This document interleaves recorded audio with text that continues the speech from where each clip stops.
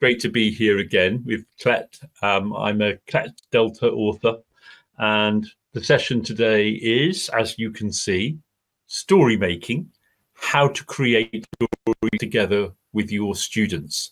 And there are many, many ways, and I'll share a few of my favorites with you in this hour. So Brigitte, please could you turn off the PowerPoint so I'm in the big screen for this very first opening activity. And oh, yeah, there I am, nice and big and clear. And I'm going to tell you a story of something that happened to me recently. But before I tell the story, I'd like you to guess the story. I'd like you to create the story in your imaginations that you think I'm going to tell. Can you write down the title of the story? So get a piece of pen or on your pad, could you write down the title of my story? It's a true story. It happened to me, and the title is From Calm to Chaos in Hamburg. From calm to chaos in Hamburg. Okay, so you've got that title of my story, and already you're beginning to imagine my story. And here is a photograph, which is part of the story. Can you see there? You see, can't you? Because it might not be very clear, I'll just tell you, you can see a lake with a woman swimming in it. Okay, photograph. So that's a visual clue. Okay, now I'm going to give you an audio clue. And remember the title, From Calm to Chaos in Hamburg. So here is the audio clue.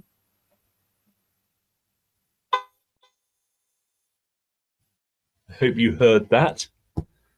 That's the audio clue. And oh yeah, there's also an object. There's also an object I'm going to show you from the story. Yeah, connected to the story. And the title is From Calm to Chaos in Hamburg.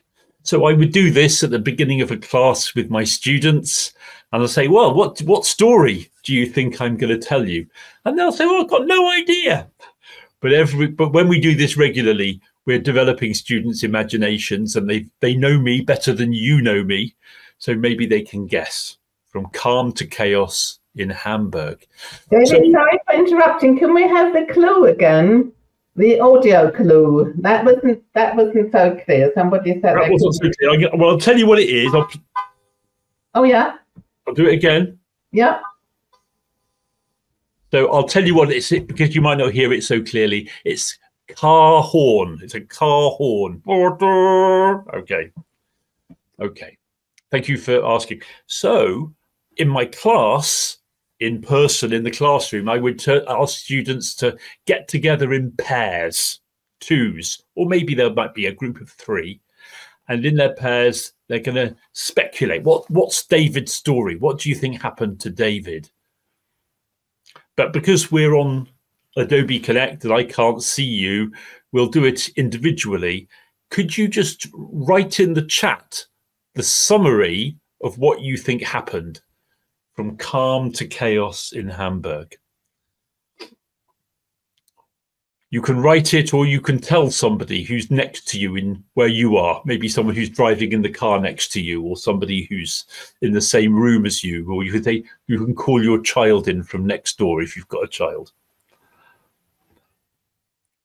I'll just give you a moment to think of your story.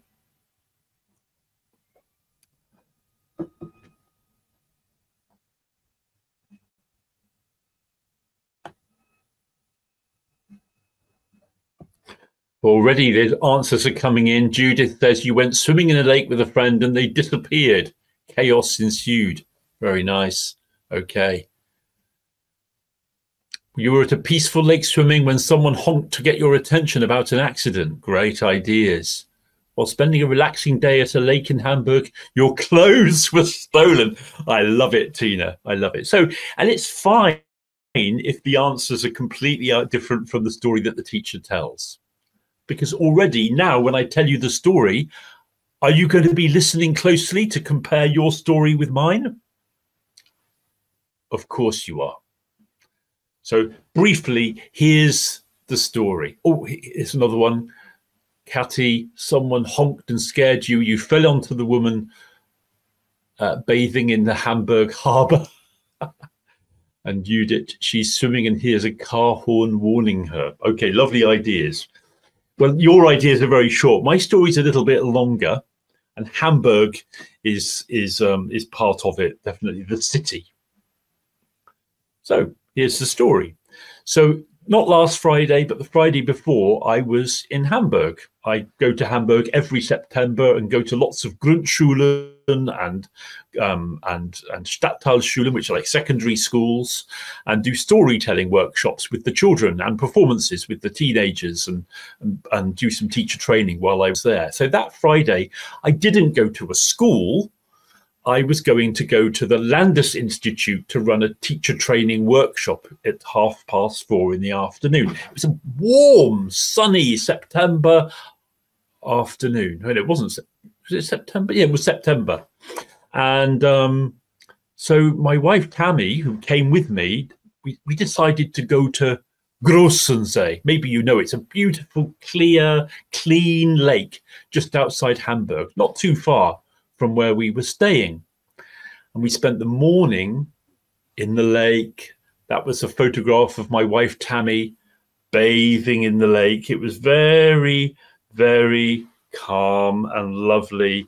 And we went for 2 or 3 swims and read books and played games, totally relaxed. And with plenty of time to spare, we said, now it's time to drive into the center of Hamburg, because I've got my teacher training at 4:30. So we set off driving into Hamburg, no problem, no problem. We went via Hauptbahnhof, the main station, because our young Ukrainian friend, who my wife has been tutoring online as a volunteer, she comes from Ukraine, was visiting us for the weekend. We were going to meet her in person. She lives in Zurich. So she's traveling the whole length of Germany to come to Hamburg and meet us. So I dropped Tammy at Hauptbahnhof, but as I pulled over, the traffic was very heavy. But no problem, I've got an hour to get just a short distance to the Landesinstitute. And suddenly the traffic was just stopped. It was the worst traffic jam I've ever been in anywhere. My car, our hire car, it didn't move. I couldn't progress. I got quite stressed. I called Tammy. Suddenly I wasn't relaxed anymore. I could feel the tension rising in my body. I called Tammy. Oh, Tammy, come and help me. Can you take the car and park it? I'll get the metro, the U-Bahn to the Landesinstitute. Tammy said, well, I'm not insured to drive. It's only in your name. And I can't. Oh, what am I going to do? And I was just stopped for about 20 minutes without moving, and the time was going on. I found my PowerPoint and I emailed the Institute with my PowerPoint saying, please, could you prepare it in the room? I'm going to be arriving just in time or late. But there was no reply. So then, still stuck in the traffic jam, tensions rising, not moving, I called again on the telephone, and the third attempt I got through, and the man I spoke to said, oh, don't worry, when you get here, you get here. I said, but can you ask them to prepare the PowerPoint? Suddenly, I was able to move forward, and within a couple of minutes, I was slowly making my way through Hamburg. I got to the car park of the Landesinstitute with only minutes to spare before my workshop began. I ran to the room. Student teachers and teachers were already waiting in the room for my session. I had no more than 5 minutes they hadn't prepared my PowerPoint, to get my PowerPoint up on the screen. I didn't have time to get my things together, but I just turned around and I began. And I began my workshop in Hamburg with this story. And it's true. isn't it?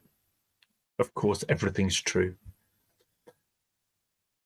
So maybe your stories were a bit shorter, but of course we're on Adobe Connect. It's not so easy for you to be interacting in that way. But today I've told you my story and I gave you some prompts, some clues, an object. It could be a photograph. It could be a title. I gave you the title, From Calm to Chaos in Hamburg. It could be a sound like the honking horn. It could be a smell, like if there was some baking bread in your story or some garlic. And I've given you some clues. And now you are ready to tell your story, aren't you? So I would say to my students, okay, now you tell your story, or rather, next lesson, it's your turn to tell a story in groups. So bring a couple of things with you, a photograph or an object or a sound that you can give a clue to your classmates and they can guess the story before you tell it. You can give them the title before you tell it. And of course, now we're all involved in imagining each other's stories and then comparing our stories. So let's go back to the PowerPoint. Story making, how to create stories together with your students. And if we move to the next slide, I'll do that. Why create stories? Well, storytelling can all be about predicting what's going to happen in the story and imagining what's going to happen in the story. We can also talk about today creating and retelling story endings. We can talk about collaborative, improvised oral story making, which is a favorite technique of mine.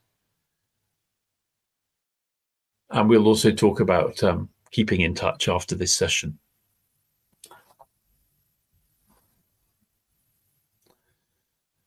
So, storytelling enhances creativity and imagining and creating stories. It's fun and engaging. Students get very deeply involved when they're making up a story. They get very involved in that creativity, and the creativity itself is linked to critical thinking and imagination. It makes us more capable, rounded human beings, capable of dealing with the unforeseen. And in a language learning context, your teachers of English or maybe other languages, it's using language in a fun, meaningful and engaging way. And the language produced is often spontaneously produced. The teacher can't imagine what the students are going to guess in advance. So we're dealing with language as it comes out of students' mouths. So we're dealing with emergent language and reformulation. And just in case that's not a familiar term for everybody, by emergent language, it's when students want to express something in English and they don't quite have the vocabulary and syntax and grammar to be able to do it totally successfully. So they're struggling to communicate something that they don't know how to say.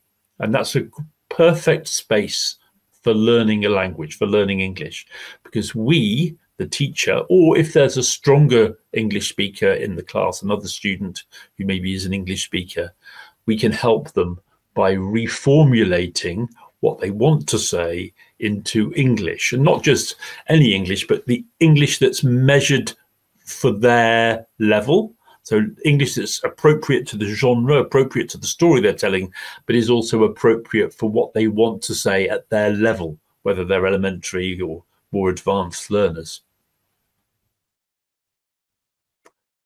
So as you try to guess what happened in my story, I might be supporting you in the language you use. And that can also lead on to writing. So what are we doing in this workshop?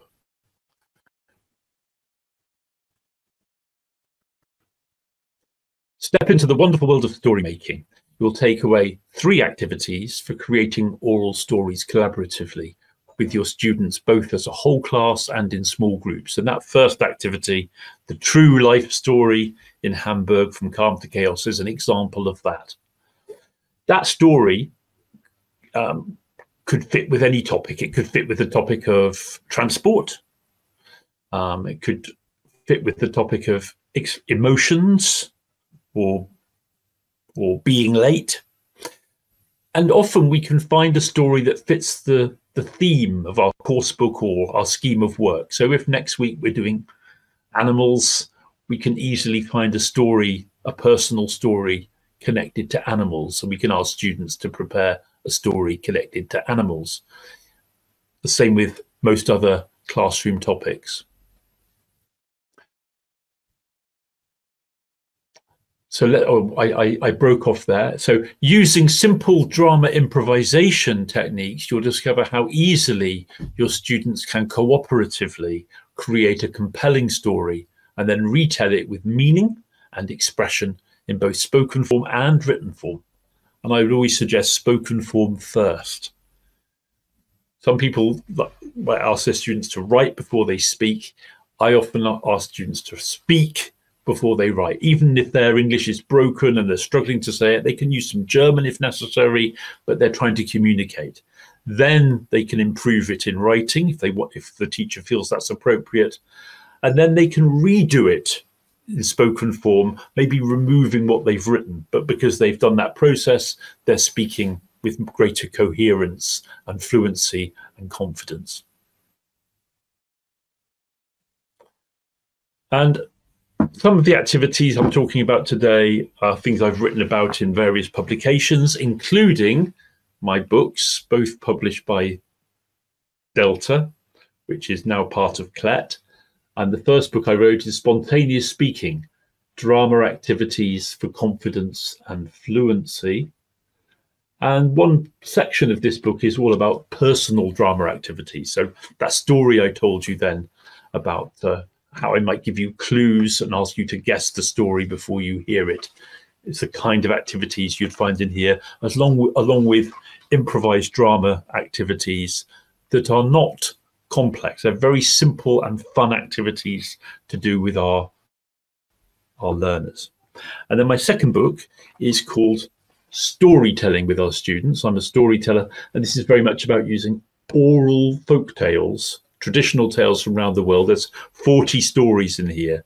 And this book is all about developing yourself as a classroom storyteller and developing your learners as storytellers too in the second language. And it's wonderful. It's very much designed as a self-directed course. Every story comes with its own new set of techniques and activities which can be adapted to different stories. And also both books include various story making activities, which is a favorite activity of mine and of all of the learners that I've ever worked with. Students love making up stories. So we talked about predicting and imagining. So students base predictions on information you choose to give them. You might just give them the title. You might give them an overview of the plot of the story. You might give them the opening of the story. You might give them sensory clues, showing pictures, passing objects to handle, getting them to listen to sounds or music, giving them things to smell or taste. So and we might just do one of these things, or we might do a combination of these things. I've chosen a story today which might involve a combination of these things. So I'm going to start by giving you the title of the story that I'm going to tell. And you're going to imagine the story before I tell it. But this time it's not a personal story, it's a folk tale. So the title is Actually, I wonder if you could guess the title from the photograph that I'll show you. Let me just find a different photograph on my phone. So here's a technical challenge for me. And here we are. Can you see that? So in the chat, could you just guess the title of the story?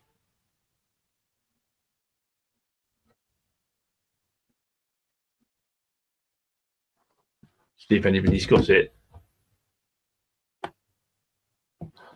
The apple tart, the three apple wishes, Snow White. Well, actually, it's not a story you've probably heard before. It's simply called The Apple Tree. And that's the title. But the girl who told me this story, I'm going to show you a photograph of Sheraz. Oh, this is Sheraz. She told the story, and I learned it from Sheraz. Sheraz is actually a teenage student from Gaza in Palestine, and I learned this story from her about 3 years ago at the World Storytelling Cafe. I'm doing a project at the moment called Tell a Child in Gaza's Tale, where I'm encouraging people all around the world to retell beautiful stories told by children in Gaza, Palestine. So the story, she gave the title, The Apple Tree, or The Selfish Boy. The Selfish Boy. You might want to write that down. And I'll give you an overview of the plot very briefly. An apple tree has a relationship with a baby boy, and the baby boy grows from baby to child to adult to old man. And each stage of life, his relationship with the apple tree changes. And sometimes it's very positive, but mostly it's selfish. So that's an overview of the plot. Okay, so you're already thinking about what might happen. And the next idea was the opening of the story. So I could begin the story. The apple tree was standing there, beautiful, and a mother came and put her baby boy under the tree to get some shade from the hot sun.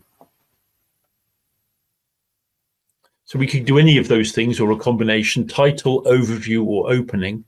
And then we could do some sensory clues. So I already gave you the sensory clue of a picture. Or I could pass objects. So these three apples, after I took this photograph yesterday, I cut that same branch. And here are the same three apples from the photograph that were on the tree in my back garden yesterday. The last three apples. And I'm going to pass them around the class. So could you take an apple, and could you just feel the apple, smell the apple? And yeah, if you want to, I could cut it up and we could each have a little taste of the apple from my garden, couldn't we? Make sure I wash it first. And listening to sounds or music, well, I could give you the sound of the wind blowing through the trees, for example. So these are sensory clues: sights, tactile, weight, texture, smell, taste, and sounds. So having had all of these clues, now you're ready to predict the story. But before you predict, I'm going to give you about 2 minutes. And in those 2 minutes, I will answer your questions about the plot of the story. And after I've answered your questions, you're going to tell your story to another student, the story you think that I'm going to tell. So please ask me questions about what happens in the story, rather than describing the boy or describing the tree. Focus on the actions and the events and listen to my answers. So based on the information I've given you, the apple tree and the selfish boy, ask me questions for 2 minutes and see how much information you can gather. Ask me questions in the chat, starting from now. Thank you, Uta. Did the boy eat all the apples? Good question. When he was a little boy, he ate his first apple from the tree. When he was an older boy, he did pick all of the apples, but he didn't eat them. He sold them for money. Okay, so next question. Does he chop the tree down in the end, Susanna? Yes, as an older man, he chops down the tree. But that's not the end of the story. I'm not going to tell you the ending yet. Is the child screaming? No, Kate, no point does the child scream. Not in my version, anyway. Did the boy have problems with his mother? No, the mother only appears at the beginning of the story. The only relationship that's important is between the boy and the apple tree. Monica, I've answered that question already, thank you. Dorothea, listen to my answers. That will help you with your question. Does the boy hurt the apple tree? Does he cut its branches? Yes, he does. And the apple tree invites him to take some wood, some branches, but the boy takes all of the branches, very selfishly. Did the boy neglect the tree? Yes. More and more, the boy neglects the tree and leaves the tree for many years, and the tree is left alone, which the tree's not happy about. Uta, what did he buy with the money? Well, as a boy, a child, he bought lots of toys for himself. Do the boy and the tree actually talk to each other? They do. They do. They communicate with each other in the story. Great questions. I wish my students always ask such good questions, but often they do. Hermione, is there a moral of the story? Absolutely. And I'll ask you, Hermione, and everybody else, what do you learn from the story at the end? I'm going to take a couple more questions.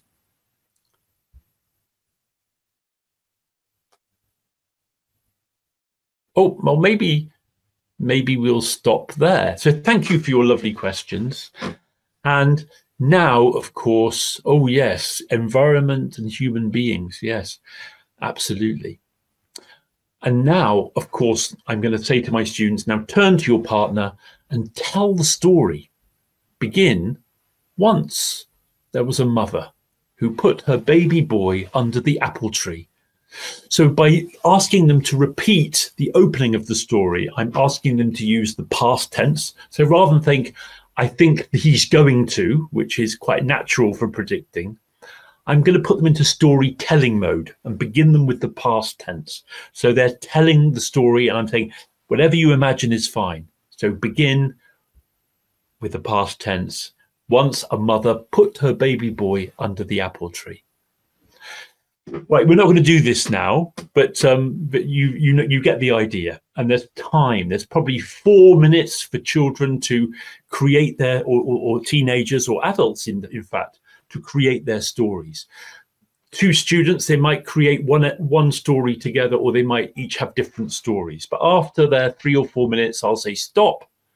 Now listen to the story that and see if it's the same as what you imagined. So here's the story I learned from Shiraz. I say story, story. You say, tell us a story. And just before I begin, I just want to introduce some vocabulary to the class. So I might ask one student to draw an apple tree, and we'll label the apple tree. Can you, everybody, repeat after me? Apples. And you know what these are? Leaves. And these are branches. Can you say that? Yes. And tree trunk. Apple tree trunk. It's the trunk of the tree. And the roots. The roots. Fantastic. So that's a bit of pre-teaching. And when I tell this story, I actually become the tree. So I'll do it like that. So could you put me into the big screen, please, Brigitte?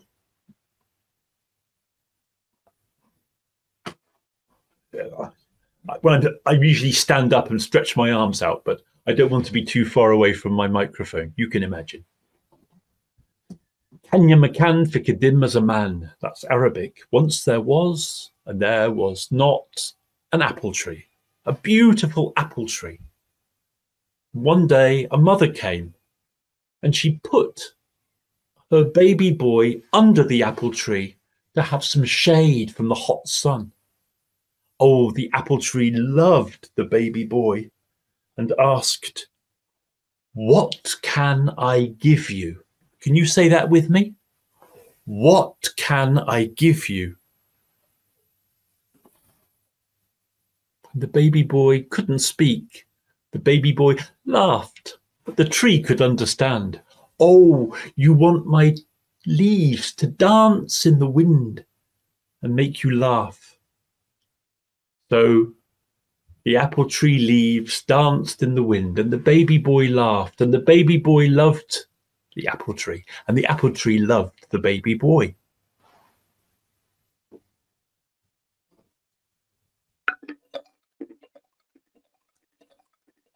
Time passed. Can you say that?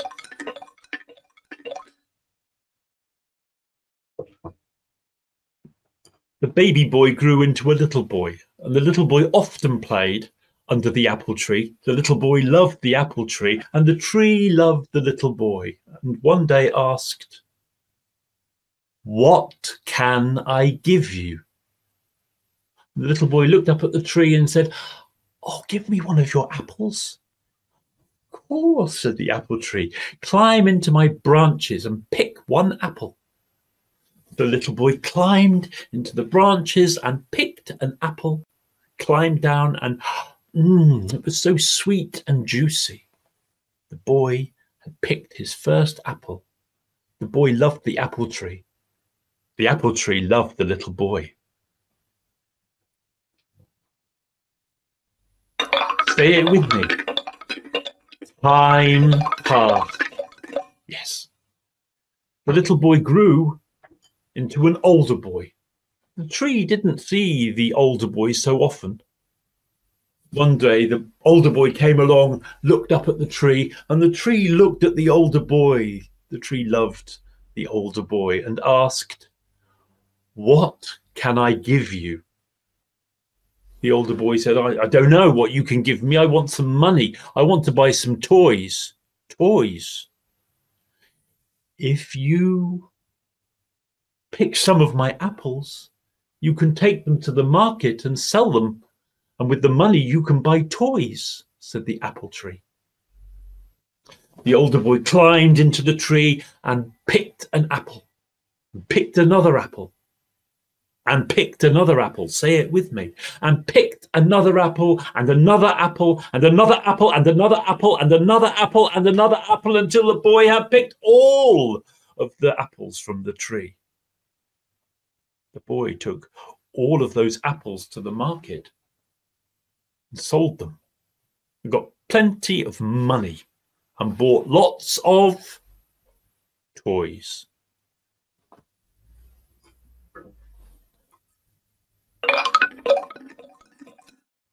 Yes, time passed. The tree didn't see that older boy for a long time. One day a young man came and stood under the tree.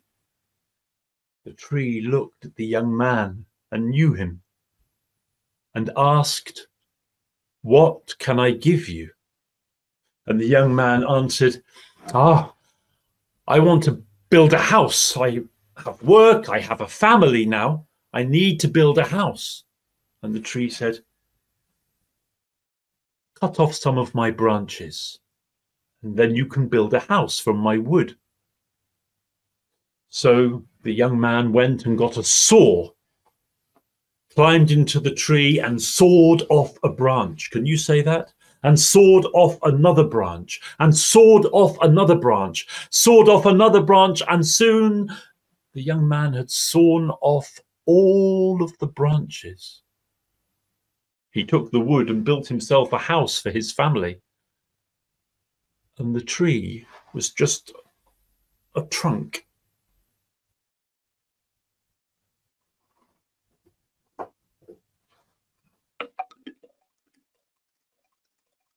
Time passed.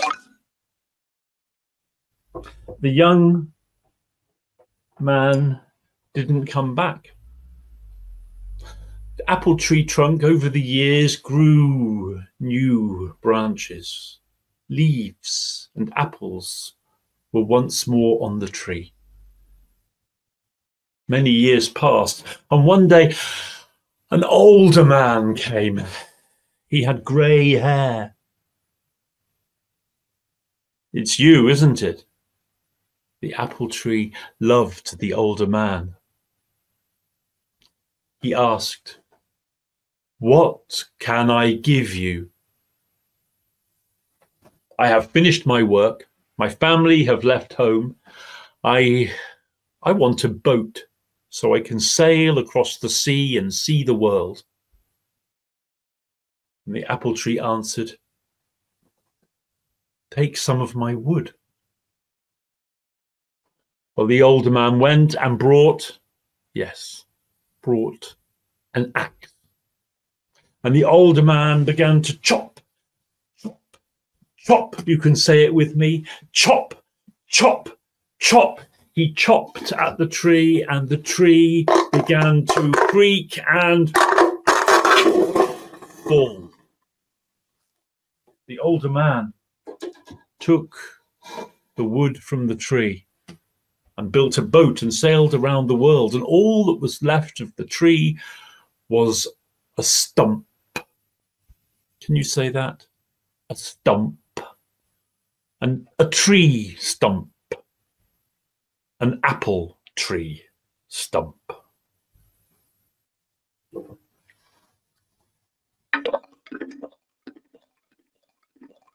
Time passed. Is that the end of the story? No, it's not, is it? So now I would ask you, my learners, what's your ending to this story? And how similar is the story to the story that you were predicting before? But we're still not at the end. So after comparing, what happened at the end of the story? Get into pairs and create your endings. So we're giving them a strong structure here, lots of scaffolding, but you'll be amazed at all of the different endings I've heard from young English learners around the world. So briefly in the chat, what are you imagining might happen? What's your ending to this story?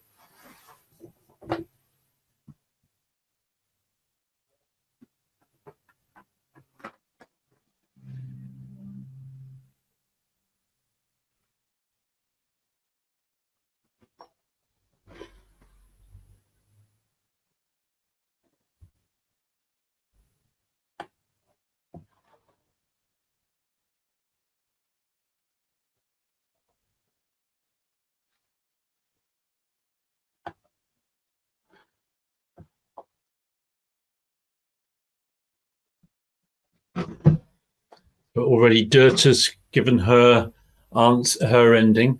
The old man died and was buried underneath the apple tree. The apple or the stump. The man died and there was no wood for his coffin. Wow, Uta, that's amazing. There was no wood for his coffin. Anemone, there were no apples anymore. The kids didn't even know apples anymore. Oh. Linda, the man died. So lots of endings coming in now. Buried in his apple tree boat. And new shoots began to grow from the apple tree stump. So the man became like a nourishing fertilizer for the ground. Merry, the old man, sails around, learns lessons about life, realizes how selfish he's been, and comes back to apologize to the tree. It's a very positive ending. And Dorothy is similarly, he regrets. Yasha, now he visits, his grandchild visits the tree regularly because the grandchild has learned. Monica, he realizes he should have been more appreciative. So I might get one child to come to the front of the class and tell us their ending and find out who's got a similar ending, and now find out who's got a different ending, and they can come to the front of the class.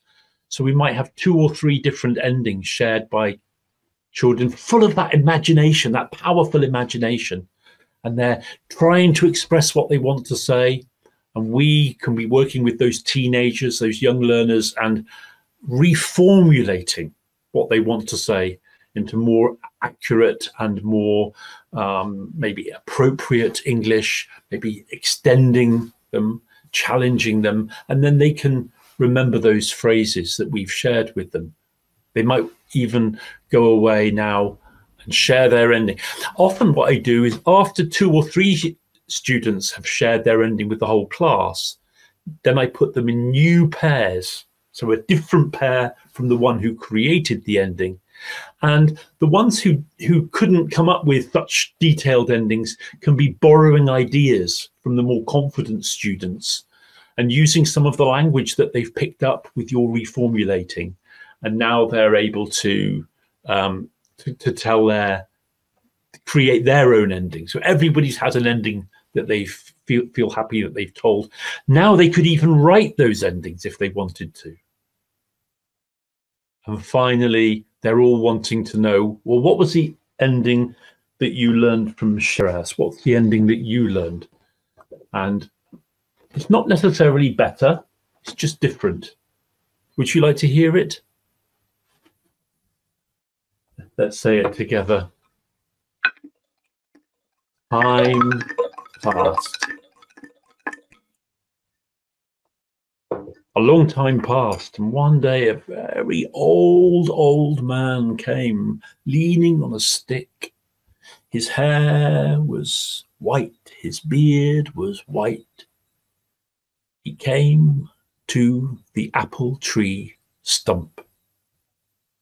"Ah, it's you," said the old man. And the apple tree stump saw the old man and asked, "What can I give you? I can't give you apples or leaves for shade. No branches, no trunk. I have nothing for you." "Oh, it's all right," said the old man. "I don't need any of those things. My teeth have fallen out. I couldn't bite into an apple anyway. All I need is a place to sit and rest and remember." And the old man sat on the apple tree stump. And as he sat there, the old man remembered all of the stories. The old man remembered when he was a baby and how those dancing leaves had made him laugh. The old man remembered the first apple and how sweet and delicious it was. The old man remembered picking all of the apples to buy toys.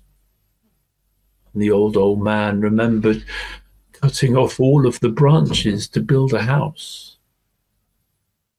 The old man remembered chopping down the tree to build a boat. The old man remembered all of these stories, and the old man loved the apple tree stump. And the apple tree stump loved the old man.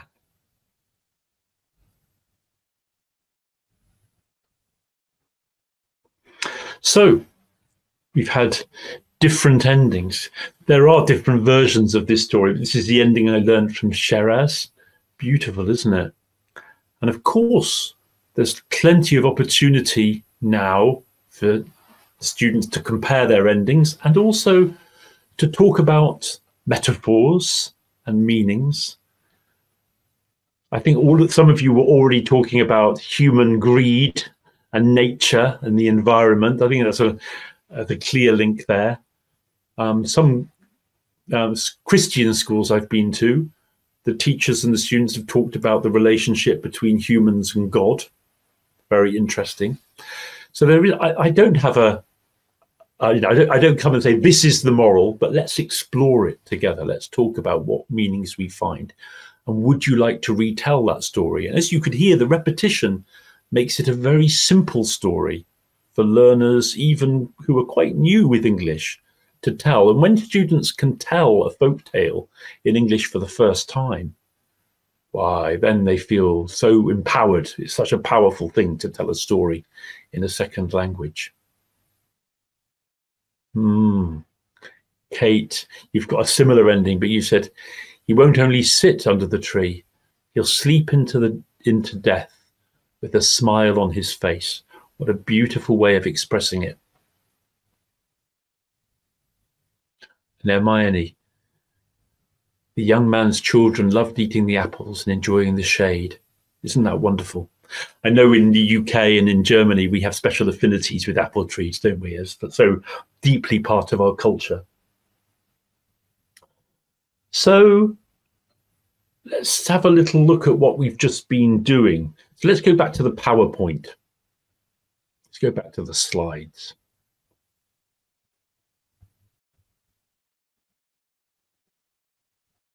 So we had this sensory and predicting before the story. And then we did this. A more in-depth way of getting students to make predictions about a story is to let them quiz you about it. So you quizzed me with questions, and I asked you to listen to the questions and my answers to help you formulate the next question. And I gave you a time limit, 2 minutes, it could be 3 minutes or 4 minutes. And then students use their imaginations to tell their own versions, or even do an improvised drama role play based on that information before they listen. Sometimes I might ask students to act out the story rather than tell it before they listen. That might be, that might happen after they've got a little bit more confident with predictions, or it might be great for the more physical students who, want to physicalize everything, want to express themselves with their bodies. The fact that they've already made up their own story will affect the way they listen. They might be quite attached to their own version and think, oh, I like my version better. That's fine. But it might develop that comparing, which is quite a higher order thinking skill, comparing my ending with the original ending.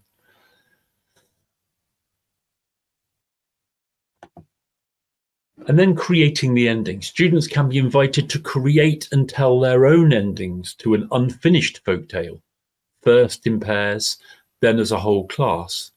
So step 1, pause at a climactic point towards the end of the story. So I had it when he sailed off on his boat. And without any preparation, invite the students to tell the ending they imagine to a partner. And it's not like they imagine it and then tell it. They tell and imagine at the same time. So together with their partner, the story is emerging. It's much easier to do it like that than to prepare it and then tell it. Tell and create at the same time with another person. They might create 2 different endings to 2 different students, or they might create one ending together. We can give them that freedom, give them a time constraint, but there's the creative freedom within that. Some of them might be acting it out. They can find their own way of telling their ending. And then step 2, invite a volunteer to sit in your storytelling seat or in your storytelling space at the front of the class and tell their ending. The other students listen closely and notice similarities and differences to their own endings.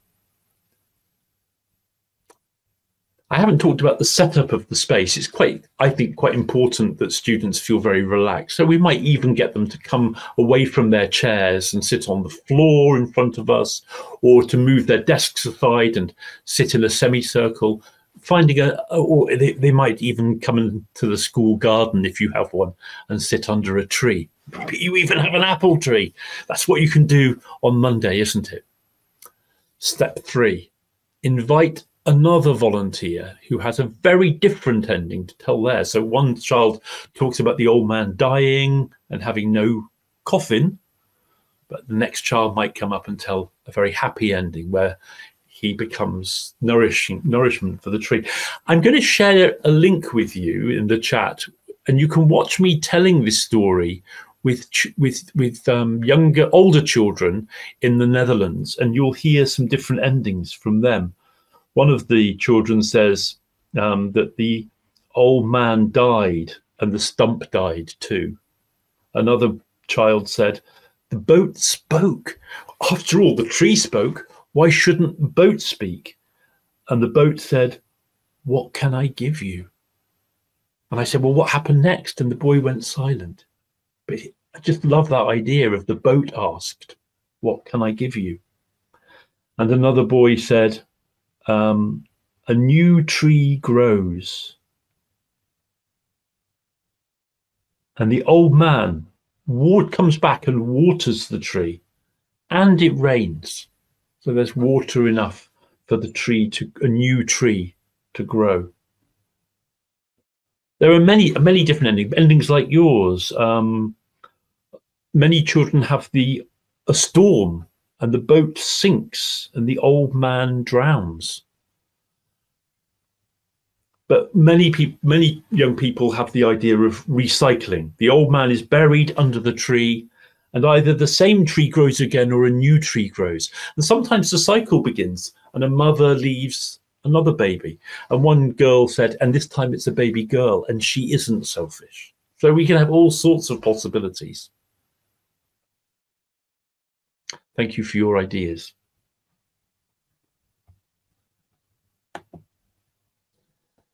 Step 4. Once the students have listened to 3 completely different endings from other students, you could ask them to tell their ending again to a new partner. They can tell their ending as they did before, or they can include any ideas they liked from the other students, the brave ones who came to the front, they listened to, so they can be taking ideas from each other. And step 5, well, maybe there's a step 4B, which could be writing. If you want to do that, and it's a lovely combination, moving from oracy, creative oracy, to creative writing.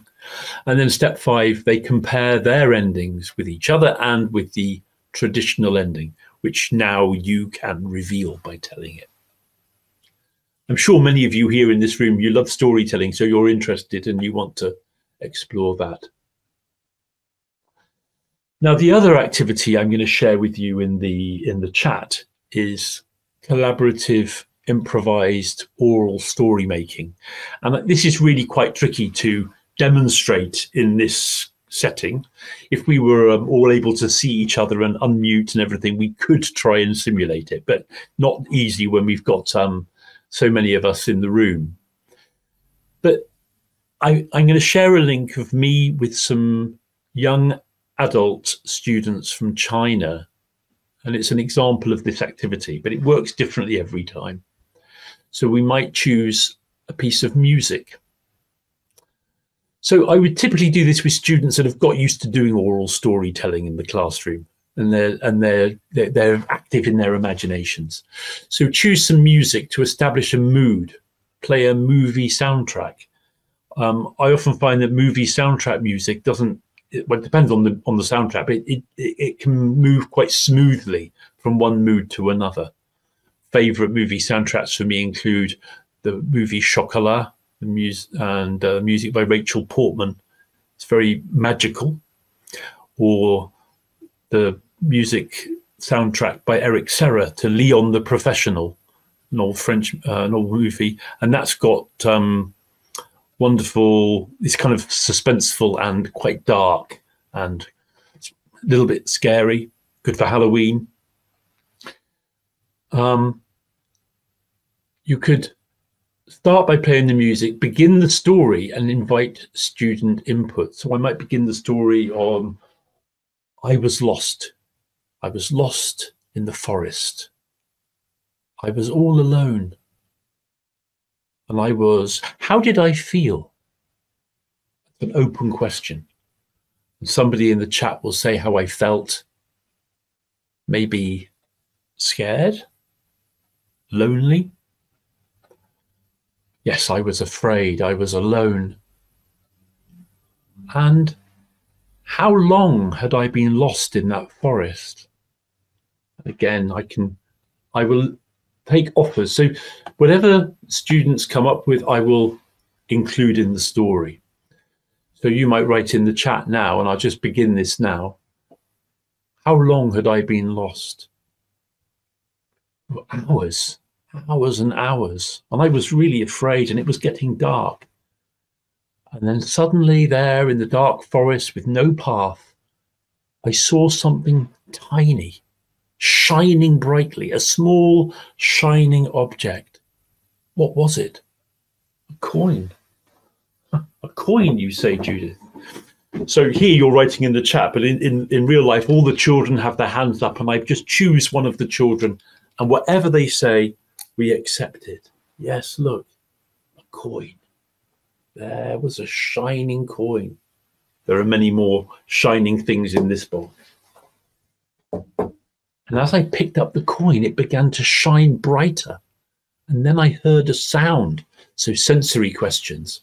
What sound did I hear?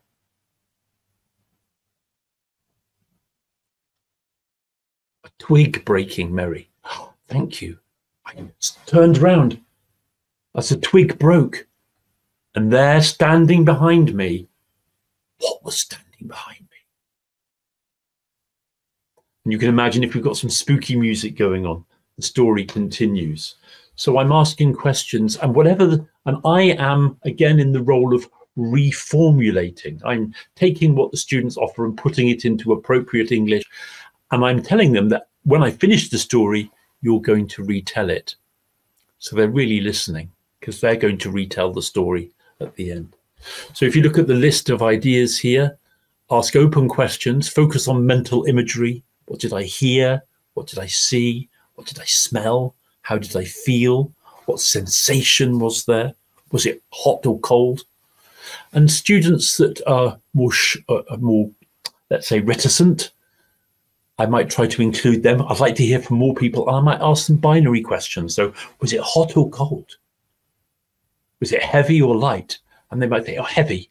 You know, so I can sometimes ask closed questions to bring the less confident students into the story making. Incorporate every contribution. Subtly manage the pace and timing of the story. I can help to bring it to an end. Say, well, we're nearly at the end of the story now, and the monster was still carrying me on his shoulders. But now I could see the edge of the forest, and what happened at the end? So invite students to retell the story that they've created. So now they retell it as, instead of it being I as the protagonist, they tell the story as he or she. And the I isn't necessarily me, the middle-aged teacher. It's a universal I of the story, but they can make it about, now it's about him or her. Students can retell it, they can dramatize it, they can draw scenes from the story, they can rewrite scenes from the story, and they can do other creative response tasks, puppets and other artworks and theatre performances and videos. There's so much possibility. There are many ways of doing this, but this is my favorite way. And if you look at the video, I'm just going to put in the link in the chat here.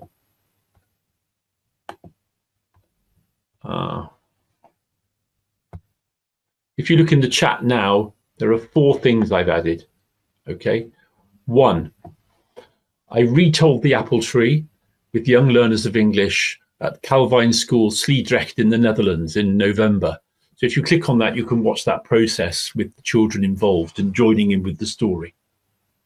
And you might want to tell that story next week, because I'm sure there are still apples on the trees in Germany, just as they are here.